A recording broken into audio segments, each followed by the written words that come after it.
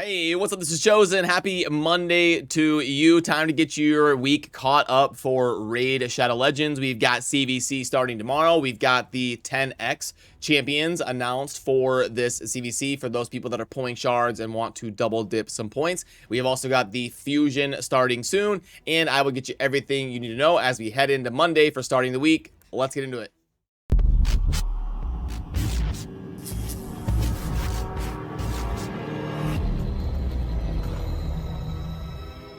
Alrighty, now the first thing that I want to talk about is making sure we understand the shard rotations and events and how they are going to be working with what's going on in game. So we'll pull up our trusty calendar. Now remember, last weekend we just had the 10x event going on, which means we're going to rotate into a 2x event for this weekend most likely. Now we can see October 28th starting this Friday here in a few days. We should be getting 2x sacreds. That'll probably be confirmed by Plarium here in like 2 or 3 days. So just be careful if you're pulling a bunch for a 10x during a CvC. That sacreds will be buffed here in a few days as long as Plarium sticks to their normal shard summoning schedule.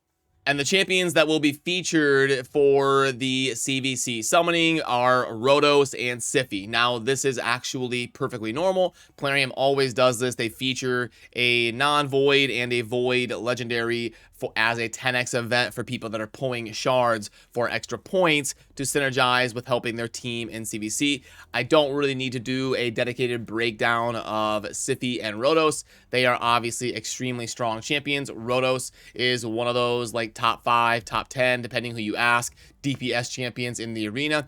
And Siphi is like a top 5, top 10 overall champion in the arena, depending who you ask. So two obviously very strong champions. But I think the general sentiment in the community is that people want the guaranteed events. Like Raid is becoming such an MMO at this point, such a collector's thing, that people want to pull shards when there is like a 2x and a guarantee, or like the sacred summoning event for Nekmathar, stuff like that, where you've got a chance for other champions, but at the end of your like mercy system or whatever, 15 sacreds, you're guaranteed to get a certain thing you are going after. People are really waiting for that, and it's been a long time since they did they did a guaranteed summoning event for sacred shards. I think they're kind of slowing down on them for whatever reason, but I don't think it's probably the best option to YOLO a bunch of non-boosted shards during a CvC. But for people that are out there close to a mercy system trying to collect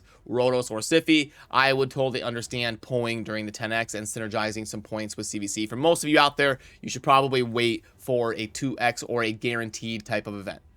So yeah, CvC is going to be starting tomorrow, and you want to do the small things like later today after the daily reset. You don't want to do faction wars right away. You want to wait until the morning or like the next day when CvC is live, so you can double dip and run those faction war stages to get extra points. So just make sure you're synergizing little things like that for the launch of CvC tomorrow. That means next week will be an off week, and then in about 14 or 15 days we'll get another CvC towards the middle of November. So also make sure you are getting your arena in order, your classic arena, your tag team arena, and all of that for the launch of CvC and for everything else going on in game, because obviously the arena resets on Sunday night. So just make sure and check the arena quick to get your rankings and tiers and defensive teams and everything you want to do revolving around tag team and classic in order for your account. Also, later this week, we are going to be having the Fusion start for the Halloween Champion Morrigan. Now, I already did a dedicated video on the Fusion Champion coming up, and the general sentiment of mine was that this is a pretty solid champion. There's nothing wrong with it. There's just nothing inspiring or exciting or super incredible or game-changing. It's just kind of a good champion. Like for anybody that's early game, mid game, etc., this is going to be a champion that gets used in a lot of different areas. You've got both sides of turn meter manipulation. You've got both sides of speed manipulation with decrease and increase. So lots of just generally useful stuff going on here in the kit with the true fears and the decreasing accuracy and all that. So not a knock on the champion. It's just nothing inspiring, fun, exciting, or super game changing for an insanely end game account. And in my video talking about my first impressions of her as a champion, I kind of said that I would lean towards B plus for a rating on the champion, and that's what I predicted that the community would say if I hosted a poll. I was kind of thinking that the most common rating players would give would probably be a B, so let's pull up the poll and see how it shook out. So there we go, and we did end up with B being the most common response from people, and then it shades towards the A. So the overall sentiment of the community would be a B plus for the Fusion Champion, with only 2% of people giving an S grade. So again, a Fusion that people should go for, but not super incredible, amazing, or something you need to have FOMO over missing out on, or making sure you whale out or do some insane measure to make sure you get this champion. It's just a solid champion in the B plus area for the game.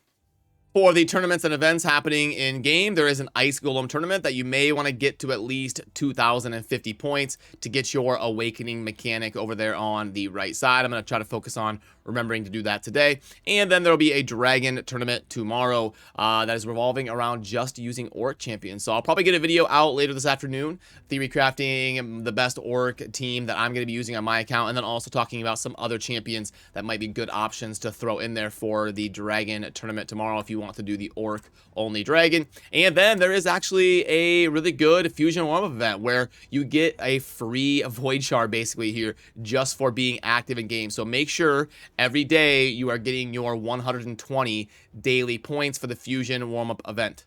And you are going to be acquiring points down here on the bottom, you can see, by getting artifacts from dungeons and campaign locations. So if you're farming XP in like 12-3 Brutal, all of those shields that drop, you're getting points towards the Fusion warm-up and getting that Void Shard, or if you're just running dungeons or anything like that. So make sure you're doing these 120 points a day and not missing out on a very easy to acquire Void Shard plus the other resources they're giving right here for the Fusion warm-up. These Fusion warm-up events are really cool. It's one of the better things that Plarium does in the game. It's an opportunity for you to kind of ramp up and get a little bit of cheap resources as we head into a Fusion here starting later in the week.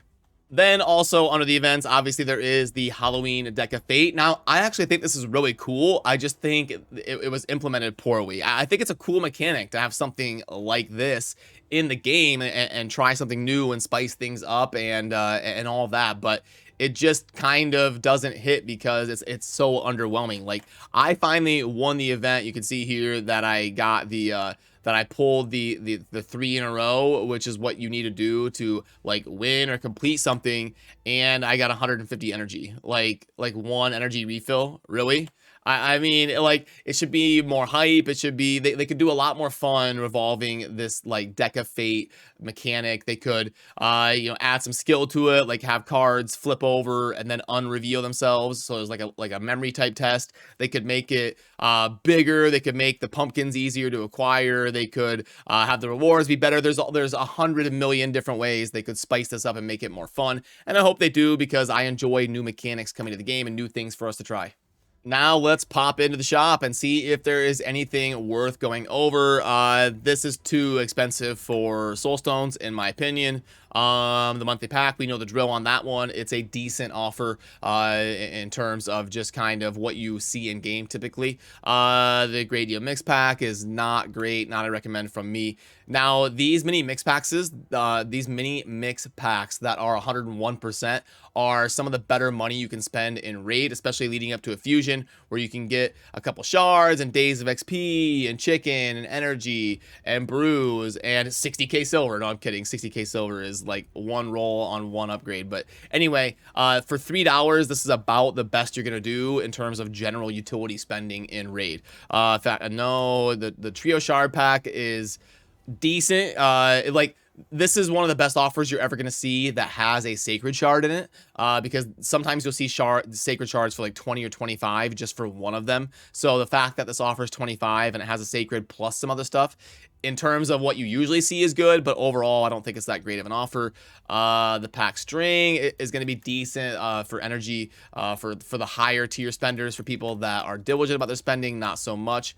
And then these 6 books for 15 is not super great in my opinion. So yeah, there isn't really anything jumping out to me except for the 101% extra mini mix pack. That is one of the better offers you're ever going to get in Raid. So, okay, good luck in your CvC matches. Good luck if you're pulling for either Rotos or Siphi. And I have got to get out of here and get to work. Lots of fun projects going on. Lots of things I have to catch up on here on Monday. And going to be doing a fun competition thing with Darth in order to spice up his main channel and kind of bring him back into the fold, into the community. Did a dedicated video on that if you haven't seen that yet. Excited to start a new account and compete against Darth to see who can have the better account, who can run it better, and have some fun little competitions revolving around that. And yeah, I'll link to that over there if you want to see that. Otherwise, thanks for watching. Remember to subscribe on your way out if you enjoy daily Raid Shadow Legends content. I'll see you soon in the next video. Peace.